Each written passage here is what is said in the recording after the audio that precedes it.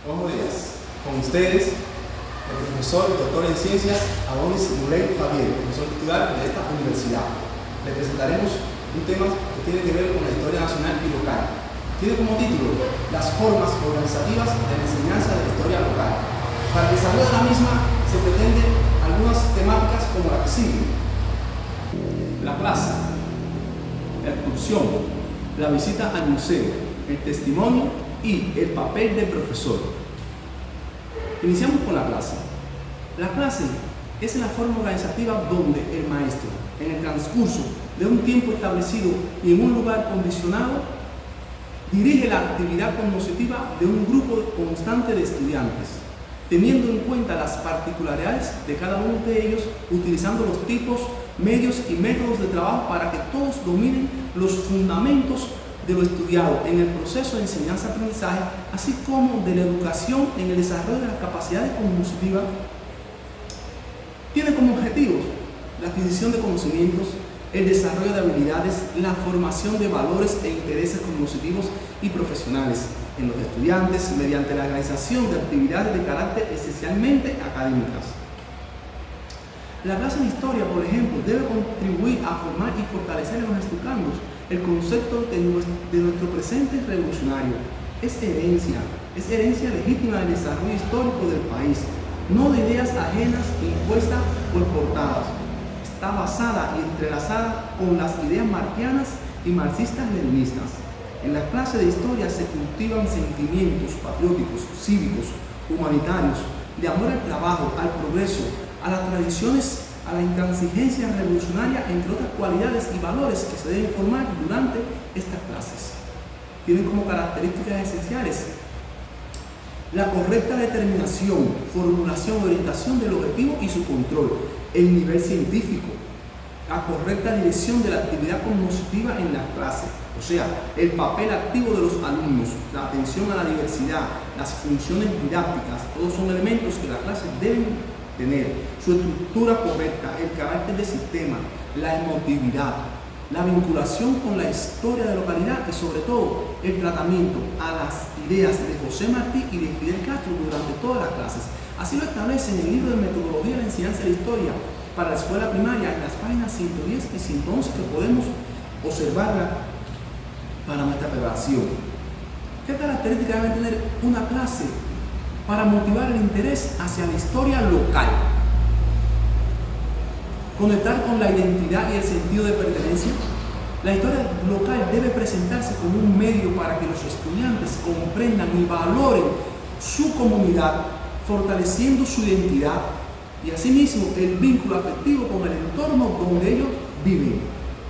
El uso de fuentes de recursos auténticos, o sea, incorporar documentos antiguos, fotografías, testimonios orales, objetos y sitios históricos locales para que los estudiantes investiguen y analicen fuentes primarias, desarrollando habilidades de pensamiento crítico.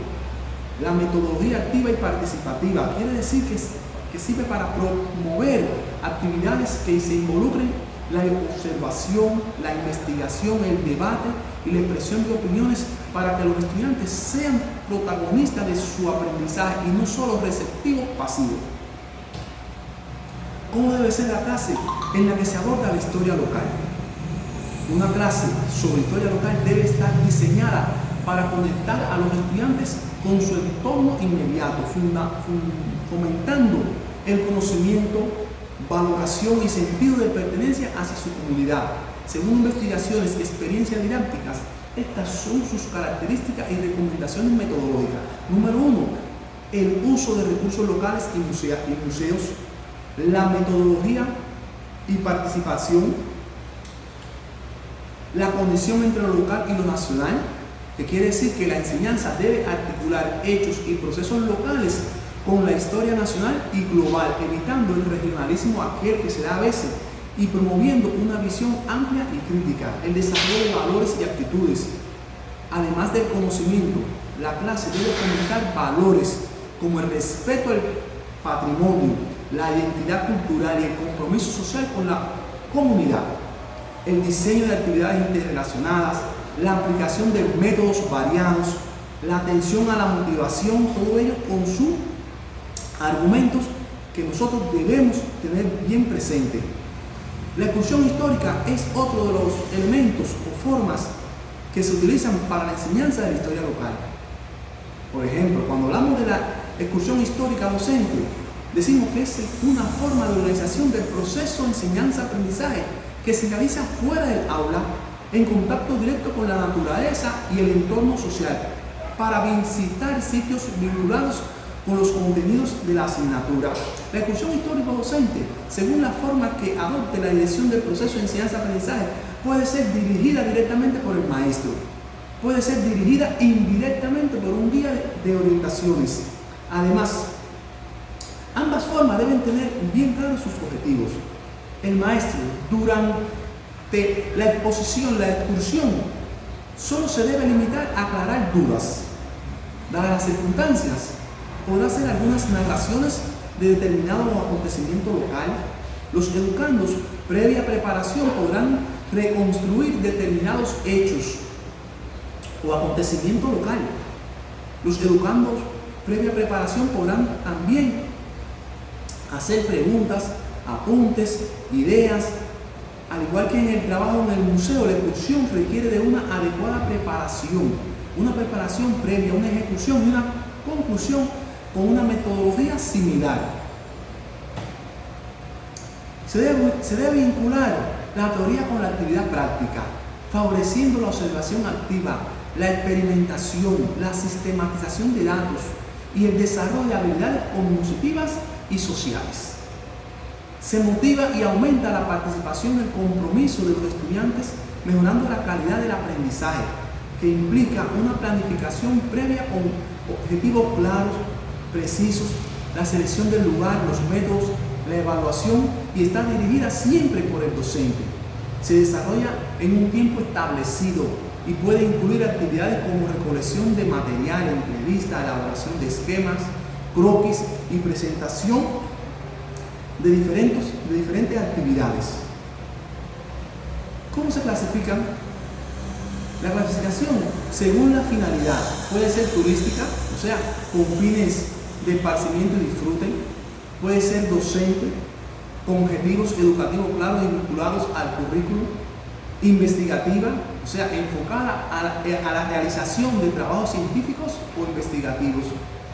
Existen variantes para la excursión docente: la caminata, la visita dirigida, la excursión previamente dicha, que implica desplazamientos más largos y actividades más complejas.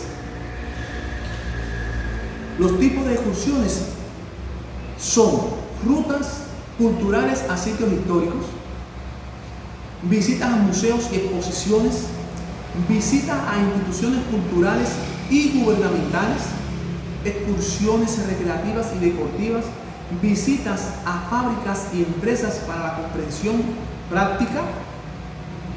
Por ejemplo, una excursión que se realice al monumento del Che Guevara, se preguntaría: ¿dónde se encuentra el monumento? ¿Por qué se construyó en ese lugar? ¿Cuándo se construyó? ¿Quién o quiénes lo construyeron? ¿De qué está hecho? O sea, los materiales que se utilizaron. ¿Qué simboliza o qué función tiene? ¿A qué se dedica actualmente? Si, por ejemplo, visitamos una tarja, la tarja de Iván Adel Rodríguez o la tarja de Omar Ramedo Cubillones, se podrán hacer las siguientes actividades: copiar textos para analizarlo, preguntarse por qué está ahí y qué representa esa tarja, realizar actividades educativas como limpieza, cuidado, colocación de ofrendas florales, buscar nuevas informaciones acerca de esta tarja, entre otras actividades que en la escuela el maestro o el guía diseñen para el trabajo en esa tarja. La visita al museo posee y lleva una metodología para el trabajo docente, su forma y los tipos. Esta tiene destacada significación docente y pedagógica, asimismo educativa, para la enseñanza de la historia, con esencia en la historia de la localidad. propicia que el alumno utilice diferentes fuentes del conocimiento histórico, tanto originales y reproducciones como mapas, esquemas, fotos, datos estadísticos, utilicen medios geográficos, según las formas de dirección del aprendizaje. El trabajo en el museo puede considerar dos variantes, tal como presenta o como nos dice en su libro el profesor Horacio Díaz Pendaz. Él nos dice que una de las formas es la visita dirigida, la clase vinculada al museo o el trabajo independiente de los alumnos sobre la base de una guía de orientación.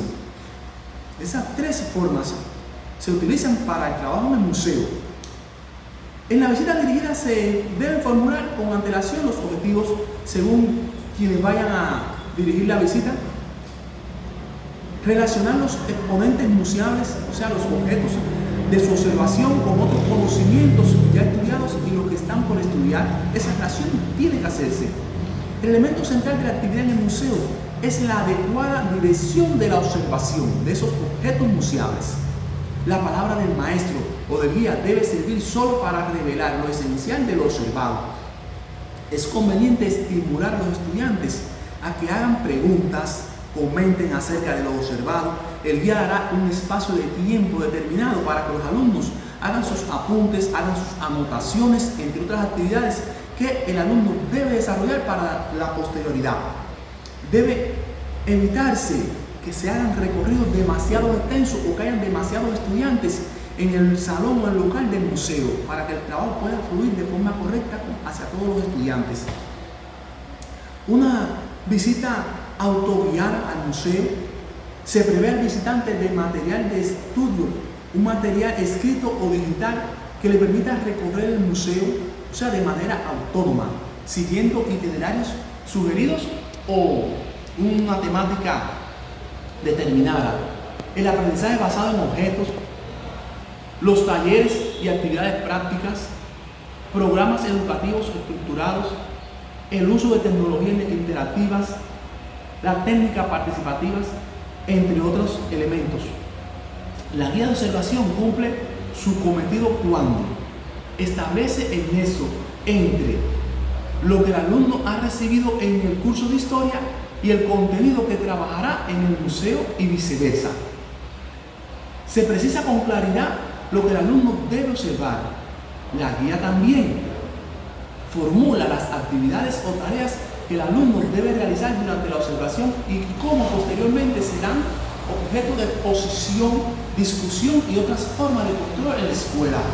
El control a la ejecución de esta guía genera variadas actividades como mesas redondas, paneles informativos, encuentros de conocimientos y clases vinculadas al museo. Podrán elaborar su propia guía de observación bajo la guía siempre del maestro. Entre las variantes de clases en el museo se encuentran dos. La que se plantea en el museo como parte del sistema de una unidad del programa y la que se desarrolla en la escuela a partir de una visita realizada al museo. En el primer caso, o sea, la que se plantea en el museo como parte del sistema de una unidad del programa, es necesario ajustar el horario del día de la escuela y las coordinaciones organizativas y metodológicas pertinentes. El maestro y los alumnos se trasladan al museo para desarrollar la clase en una de sus salas o en un salón diseñado. Esta clase no podrán desarrollarse sin la exposición del exponente del museo.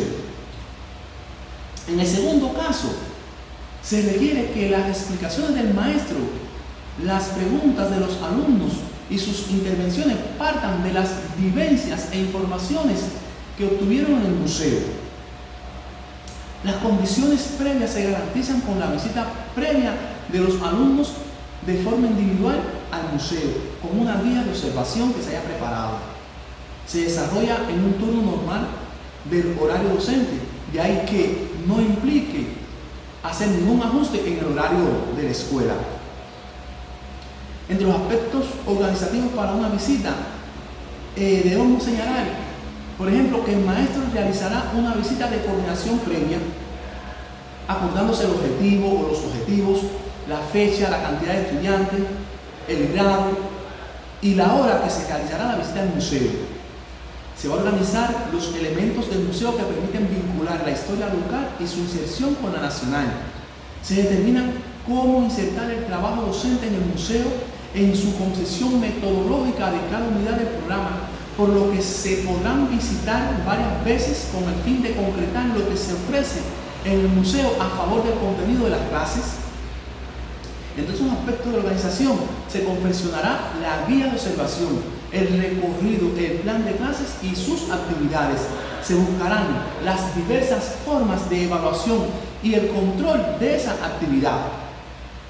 El trabajo independiente de los alumnos sobre la base de una guía de observación es la forma que más posibilidades ofrece para su desarrollo intelectual. Propicia que los alumnos acudan al museo con más frecuencia y más independencia y se tomen el tiempo necesario en el trabajo con los exponentes del museo. Además, siempre serán bajo la dirección del maestro, la dirección pedagógica, y las actividades que se realizan, que se exprese la orientación que da el maestro, para que se puedan desarrollar de forma independiente los estudiantes como parte de ese trabajo independiente. El testimonio es otra de las formas que se utiliza para la enseñanza, el aprendizaje de la historia local.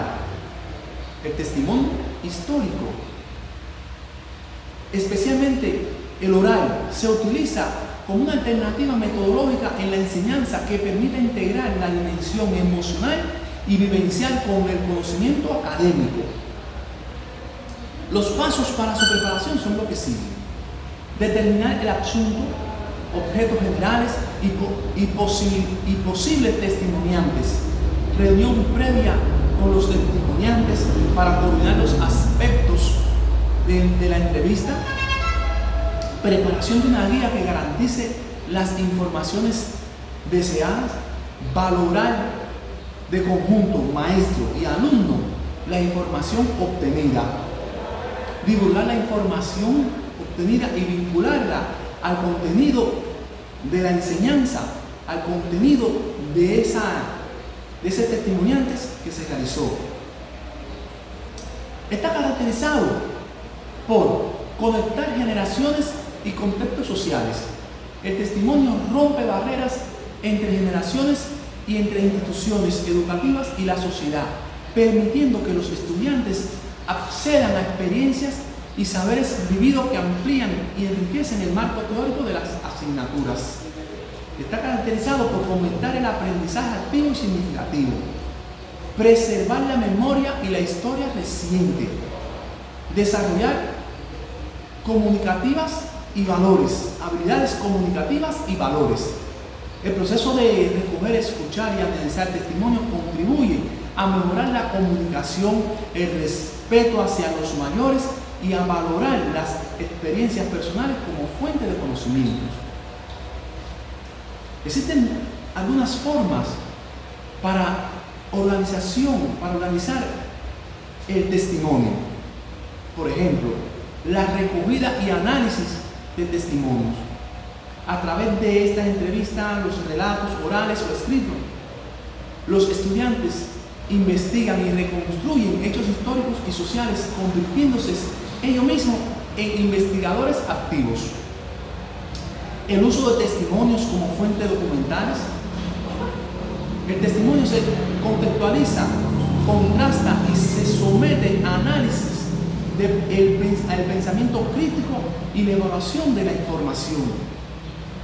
La integración en unidades didácticas, como ahí se puede expresar, trabajo interdisciplinario, o sea, en este caso el testimonio puede vincularse con otras áreas de conocimiento y enriqueciendo el proceso educativo y fomentando una comprensión más amplia y humana de los contenidos. Finalmente, se debe valorar el papel del profesor. Es muy amplio el papel del profesor para la enseñanza de la historia local, por cuanto el docente desempeña un papel fundamental y multifacético en la enseñanza de la historia local, que va más allá de la simple transmisión de conocimientos. Sus responsabilidades y funciones claves influyen en el aprendizaje y la determinación de los estudiantes, por cuanto La dirección y mediación del aprendizaje es parte fundamental de la influencia que realiza el profesor. La preparación científica y metodológica, el fomento del sentido de identidad y de pertenencia, la promoción de la investigación y el trabajo activo, el uso de métodos y sus recursos variados, la construcción de una memoria histórica colectiva. También le asiste el maestro, la evaluación y la adaptación continua. Es el facilitador del aprendizaje contextualizado, el promotor del pensamiento histórico crítico, investigador y guía metodológico. Todos esos elementos le asiste al maestro. Es el agente de innovación pedagógica, a partir de su rol que implica superar enfoques tradicionales y positivos para adoptar metodologías activas, participativas y contextualizadas que conecten la historia local con la experiencia vital de los estudiantes y de su entorno social. Es el evaluador y el adaptador. En síntesis, el docente en la enseñanza de la historia local es un mediador cultural, es un investigador, facilitador y motivador que conecta el conocimiento histórico con la identidad y la realidad social de los estudiantes, contribuyendo así a una educación crítica, contextualizada y comprometida con la humanidad. En resumen, una clase sobre historia local debe ser vivencial, contextualizada y orientada a desarrollar no solo el conocimiento histórico, sino también a valores y aptitudes que fortalezcan la identidad y el sentido de pertenencia de los estudiantes con su comunidad. En síntesis, se basa en investigaciones sobre la didáctica de la historia local y el uso del museo como recurso educativo, especialmente en contextos escolares de la educación primaria y secundaria. Tanto la visita al museo como las exposiciones históricos-docentes y el trabajo con testimonio son de gran importancia en la enseñanza de la historia, porque contribuyen a que los alumnos obtengan la información histórica por sí mismos, siempre bajo la guía del maestro, a concretar conceptos y recrear imágenes del pasado, así como estimular la actividad cognitiva de los alumnos y despertar el interés por la historia, por el estudio de la historia nacional y la historia local. Hasta aquí, muchas gracias por tu atención. Son los principales elementos que queríamos tratar para abordar la enseñanza de la historia y de la historia local. Muchas gracias.